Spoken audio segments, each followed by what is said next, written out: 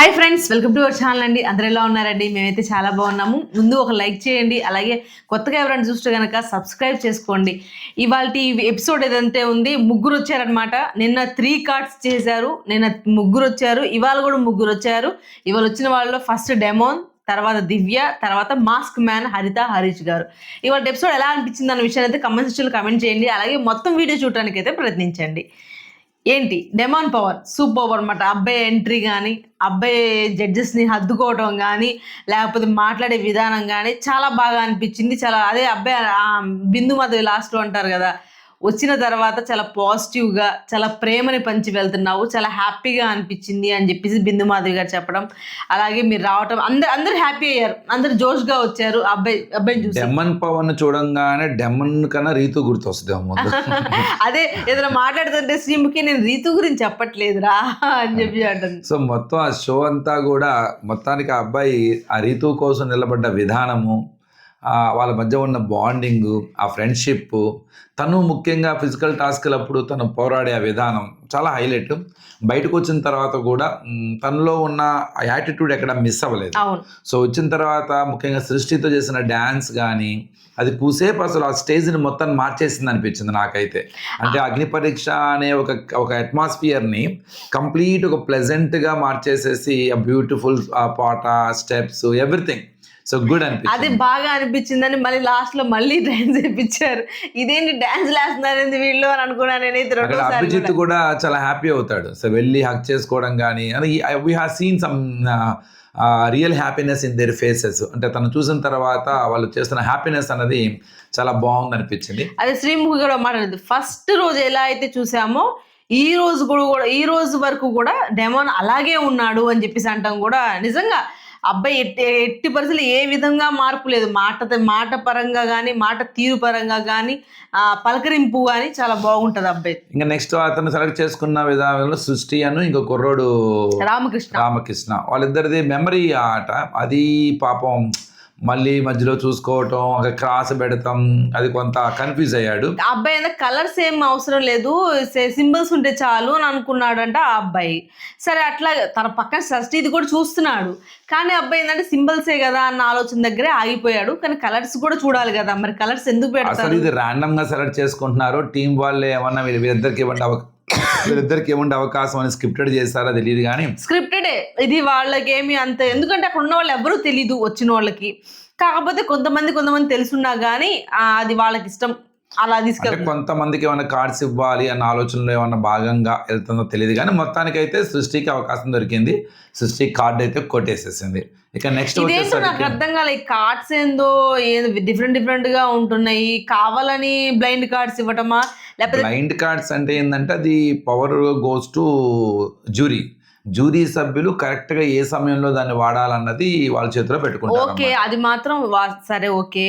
కానీ పేర్లతో ఉన్న కార్డ్స్ కూడా ఇచ్చారు కదా.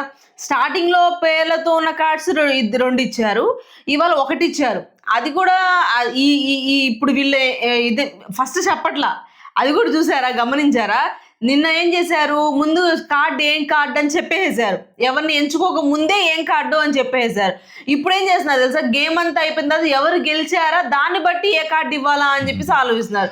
ఈ రోజు ఝాన్సీ కూడా లాస్ట్ లో గెలిచిన తర్వాత ఆ కార్డు ఇచ్చారు. జనరల్ గా ఎవరో ఒకరికి ఫేవరబుల్ చెయ్యాలి అన్న ఆలోచన అయితే లేదు, కానీ కొంత ఒక షాకింగ్ లాగా ఒక క్రియేటివ్ లా తయారు ట్రై చేస్తున్నారు. కొంత అందులో కూడా ఉండుండొచ్చు, కానీ అది జస్ట్ వాళ్ళ చేతిలో హోల్డ్ చేసి పెట్టుకోవడానికి ట్రై చేస్తున్నారు అంతే. అది కామన్ థింగ్ అది. కానీ ఎవరు కూడా అభిజిత్కి ఇవ్వలేదు, నాకు అర్థం కాల. అభిజిత్కి ఎందుకు ఇవ్వలేదు? అందరూ నవదీప్ గానీ, బిందు గానీ, శ్రీముఖి గానీ. అభిజిత్ కి నుండి ఆ స్క్రిప్ట్ బయటికి రావాలని ఏం లేదు, ఇది ఎల్లో కార్డ్ సిస్టమ్ అన్నది చెప్పడానికి ఒక డైలాగ్. అవును, కానీ అది ఎవరంటే ఆ ముగ్గురులో ఎవరికైతే రాలేదో వాళ్ళే ఇవ్వచ్చు అన్న ఆలోచనే ఉంటది. యాక్చువల్ గా ఎవరికి ఇవ్వాలి అన్న డెసిషన్, కంటెస్టెంట్ డెసిషన్స్ వీళ్ళది కాదు కదా, అదేం స్క్రిప్టెడ్ ఏం కాదు. ఎందుకంటే వాళ్ళ మనసులో ఎవరు అనిపిస్తే వాళ్ళకి ఇవ్వచ్చు అన్న ఆలోచనతోనే ఇవ్వాలి. నెక్స్ట్ ఎవరు వస్తారు? నెక్స్ట్ దివ్య. సో దివ్యాన్ని చూసి చాలా కాలం అయింది. ఎందుకంటే లాస్ట్ సీజన్లో చాలా ఉన్నాయి, అంటే ఎవరికి వాళ్ళే ఒక స్టోరీ ఉంది అక్కడ. సో అది బిగ్ బాస్లో కావచ్చు, అగ్ని పరీక్షలో కావచ్చు, ఈ కామనర్స్ చేసిన ఇంపాక్ట్ అనేది చాలా. అందులో భరణి గారు, తనూజ, దివ్య ఇలా ముగ్గురు పేర్లు బిగ్ బాస్ హౌస్లో ఏ రేంజ్లో వినపడ్డాయి, బయట ఎంత డిబేట్ జరిగింది, ఈ బంధం అనే ఒక పేరు గురించి ఆ ముగ్గురు ఎలాగా రియాక్ట్ అయ్యారు. అందులో ఆ అమ్మాయి చాలా స్ట్రాంగ్ వాయిస్, చాలా బోల్డ్గా ఉంటుంది, చాలా స్ట్రైట్ ఫార్వర్డ్గా మాట్లాడింది. ఆ అమ్మాయిని చూసి అంతే ఉన్నది, సన్నబడింది అనుకున్నాను నేనైతే, కానీ అలానే ఉంది కొద్దిగా పర్లేదు. కానీ మేము రీసెంట్గా భరణి గారిని కలిసాము, దాని గురించి వీడియో పెడదాం అనుకున్నాం కానీ అది అసలు కుదరలేదు. చాలా బాగా మాట్లాడారు, చాలా హ్యాండ్సమ్గా ఉన్నారు, చాలా బాగున్నారు. రీసెంట్గా ఒక చిన్న ఫంక్షన్లో వచ్చారు మనకి చీఫ్ గెస్ట్గా, మేము అప్పుడు కలిసాము. ఈయన అడిగారు కూడా క్వశ్చన్స్ దాని గురించి, ఆయన చాలా చక్కగా సమాధానం కూడా చెప్పారు. మేము చాలా హ్యాపీ అయ్యాము ఆయన కలిసిన తర్వాత, ఆయనతో ఫోటో కూడా దిగాము. అలాగే దివ్య రాంగాలు ఏం చేశారంటే ఇద్దరిని తీసుకోవాలి అంటే నలుగురిని వాళ్ళ నామినేషన్స్ ఎలా చేస్తారో అని చెప్పేసి చూడాలని ఉంది అని చెప్పేసి వాళ్ళని తీసుకున్నారు. అక్కడ నామినేషన్స్లో ప్రియా, భాగి, శాలిని, ఝాన్సీ వీళ్ళు నలుగురిని తీసుకుంటారు. వీళ్ళ నలుగురు బాగా చెప్తారు. ఎవరు బాగా చెప్తారు అని అంటే ఫస్ట్ ఏమో శాలిని, తర్వాత ప్రియా కూడా చాలా బాగా అడిగిద్ది, భాగి ఏమో నార్మల్గా సైలెంట్గా అడిగిద్ది, అలాగే ఝాన్సీ కూడా నార్మల్గా తను అడగాల్సిన క్వశ్చన్ అడిగిద్ది. అపూర్వనే వేస్తారనమాట. ఇద్దరు కలిసి అపూర్వని వేస్తారు. ఒకళ్ళేమో గాయత్రిని, అలాగే ఇంకొకళ్ళు ఎవరిని, హేమంత్ని ఝాన్సీ వేస్తుంది అనమాట. సరే, అయితే నాకు అక్కడ దివ్య ఎంచుకున్న ప్రాసెస్ ఏదైతే ఉందో ఎవరు ఆడాలి అన్న దగ్గర ప్రియాని, అలాగే ప్రియాంక అంటే అమ్మ పేరు, ప్రియాని అలాగే భాగ్యని సెలెక్ట్ చేసుకున్నారు. ప్రియా అంటే ఓకే, కానీ భాగ్యని ఎందుకు సెలెక్ట్ చేసుకున్నారో నాకు అర్థం కాల. ఎందుకంటే అక్కడ క్వశ్చన్ మాట్లాడేటప్పుడు కానీ, పాయింట్ టు పాయింట్ చెప్పేటప్పుడు కానీ, ఆ అమ్మాయి సమాధానం చెప్తే ఈ అమ్మాయి సమాధానం చెప్పడం కానీ, శాలిని చాలా బాగా అడిగిందని అనిపించింది నాకు. ఎందుకంటే నాకు అమ్మాయి వాయిస్ కూడా కట్ అని అనిపిస్తుంది, మాట్లాడే నామినేషన్స్కి బాగా పనికొస్తుంది ఈ అమ్మాయి అనిపించింది. అమ్మాయి టీఆర్పీస్కి పనికి వస్తుంది, కానీ అమ్మాయి ఉండి తనకి తాను తెలియకుండానే తను మాట్లాడే మాడ్యులేషన్ అనేది తను నెగిటివ్ చేస్తుంది. ఈరోజు అక్కడ చాలామందికి శాలిని మీద ఉన్న ఒక ఇదేంటంటే అమ్మాయికి ఏదో ప్రౌడు, లేకపోతే అమ్మాయి ఎవరిని యాక్సెప్ట్ చేయట్లేదు, అమ్మాయిలో ఎక్కడో ఒక ఇది లేదు, గుడ్నెస్ లేదు, కొంత నెగిటివ్ కనపడుతుంది అంటే కారణం ఏంటంటే ద వే ఆఫ్ మాడ్యులేషన్ అంతే. అది తనకి తెలిసి చెయ్యట్లా. తను చెప్పాల్సుకున్న విషయాన్ని తను ఏమనుకుంటుంది, నేను బాగానే చెప్తున్నాను, రిజర్వ్డ్ గా ఉంటుంది అమ్మాయి అని ఉద్దేశము. వాళ్ళు కూడా చాలా మంది యాక్సెప్ట్ చేశారు, అమ్మాయి పెట్టిందని కూడా యాక్సెప్ట్ చేశారు. అమ్మాయి నీకు హెల్ప్ చేస్తాను ఏంటంటే అందరూ వెళ్ళేసి అమ్మాయి అపూర్వ మీద పెడతా ఉందంటే బిగ్ బాస్ ఒక సాంప్రదాయకమైన ఒక ఇది ఉంటుంది, ఎవరైనా దొరికితే చాలు అందరూ వేస్తారు కదా. అట్లా అపూర్వకి ఆ సంచాలకుడిగా ఏదైతే ఉందో అక్కడ దొరికింది కదా అని చెప్పేసి కొద్దిగా అమ్మాయిని ఇచ్చేయటం అన్నది అర్థమైంది నాకు. కానీ ఆ అమ్మాయి కూడా చాలా బాగా డిఫైన్ చేసుకుంది అమ్మాయి కూడా. కానీ రెండోసారి కూడా కాలుకి ఆ థ్రెడ్ కట్టేటప్పుడు కూడా ఎందుకు నేనంటే నీ టీంలో ఎందుకు పనికిరాను కదా, నేను మా మాట ఇలా ఉంటది కదా అలా ఉంటది కదా బాగా ఇచ్చింది. చాలా హెవీ ఫాస్ట్ వర్డ్స్ వస్తున్నాయి. ఎలా ఉందంటే ప్లే బటన్ లో స్పీడ్ ప్లే బటన్ నొక్కుతారే, ఆ మాట వాయిస్ కూడా వాయిస్ క్లారిటీ ఉంది మళ్ళీ, కానీ అన్నట్టు వెళ్ళిపోతుంది, చాలా హెవీ ఫాస్ట్ గా స్పీడ్ గా వెళ్ళిపోతుంది అనమాట. అలానే హావభావాలు కానీ అవతల కౌంటర్కి ఇచ్చేటప్పుడు ఎక్స్ప్రెషన్స్ కానీ అన్ని అలానే తీసుకునే విధానంలో కూడా ఎక్కడా కూడా ఫేస్ డల్ అవ్వటం కానీ భయపడటం లేదు, కరెక్ట్ గానే తీసుకుంటుంది. సో అలా అక్కడ దివ్య డెసిషన్ కొంచెం రాంగ్ అని అనిపించింది, ఎందుకంటే తను బాగా చెప్పి తను తీసుకుని ఉంటే బాగుండేదేమో అని అనిపించింది. అలాగే భాగ్యని, ప్రియాని తీసుకున్నారు. అసలు ఈ టాస్క్ ఏంటో ఇదే నాకు అసలు అర్థం కాదు. అసలు ఆ టాస్క్ ఏంటి అసలు, ఎంతసేపు అది మెజర్ చేసుకొని దాన్ని ఇలా పెట్టుకొని తీసుకొని వెళ్ళాలి, మెజర్ పెట్టుకుని ఇలా పెట్టుకొని తీసుకెళ్ళాలి, ఎంతవరకు తీసుకెళ్తే అసలు తీసుకెళ్ళారు దాన్ని ఎగ్జాక్ట్గా రాదు, ఎవరికి రాదు. వాళ్ళ మధ్యలో డిస్టర్బ్ చేయడం కానీ కొంచెం నవ్విస్తడం, కొంచెం జోక్గా బాగానే ఉందని అనిపించింది ఆ టాస్క్ కూడా. కానీ ఇంకో మంచి టాస్క్ ఈరోజు ఏది కూడా ఫిజికల్ టాస్క్ లేదు, ఎందుకంటే అమ్మాయిలే ఉన్నారు కదా చాలా వరకు, అందుకని ఫిజికల్ టాస్క్ లేవు కూడా నార్మల్గానే ఇచ్చారు. ఒకటేమో బ్రెయిన్ది, ఇంకొకటేమో ఇది కూడా బ్రెయిన్ది. నిజం చెప్పాలంటే ఎంత సైజు ఉన్నది అన్న దాని గురించి చేసింది మరో ఏదో డిఫరెంట్గా అనిపించింది నాకు. సరే, ఫస్ట్ ఏమో షష్ఠికి వచ్చిన కార్డేమో తీసుకెళ్ళి నవదీప్కి ఇచ్చింది, తర్వాత భాగ్యకి వచ్చిన కార్డునేమో శ్రీముఖికి ఇచ్చింది అనమాట. తర్వాత ఎవరు వచ్చారు, హరీష్ గారు. సేమ్ అలాగే ఉన్నారు హరీష్ గారు, జుట్టు వచ్చేసింది. ఏంది గుండుని చూశారు, గుండెకాయని చూశారు. ఆయన డైలాగ్స్ మాత్రం నిజంగా అసలు ఆయన ఆ డైలాగ్స్ రాసుకొని వస్తారేమో అనిపిస్తుంది. హరీష్ అనే పేరు లాస్ట్ సీజన్ అంతకు ముందు అగ్ని పరీక్ష అనే ఒక ప్రోగ్రామ్ ఉన్నది దానికి ఒక జలక్ కానీ ఒక ఇనిషియేటివ్ అన్నమాట. అంటే ఒక పెద్ద బజ్ని క్రియేట్ చేసింది హరిత హరీషే.